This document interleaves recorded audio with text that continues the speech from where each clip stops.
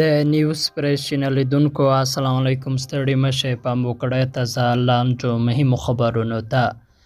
جلالی وایي تر اوسه 50,000 پولیسو ته لنډمهالې روزنې ورکړل شوي.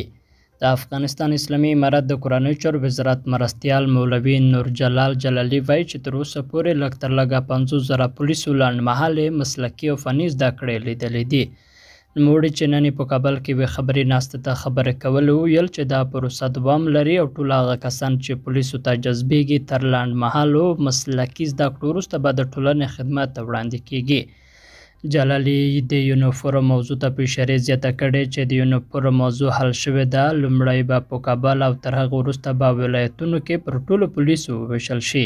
نوموړي ټینګار کړی دی چې له یادو یونیفورمونو څخه د غیر رسمي خلکو استفاده جرم دی او د دغه جرم له مرتکبینو سره به جدي قانوني چلند وشي. بل لور ته افغانستان کې د ټپي پروژې لومړنۍ چارې پیلېږي. د طالبانو د قانون او پټرولیم وزارت پر خپله ویبپاڼه لیکلي دي چې د دې وزارت سرپرست ملا شهاب الدین دلاور پرون د ټپي پروژې له مشر محمد مراد امانوف سره کتلي دي.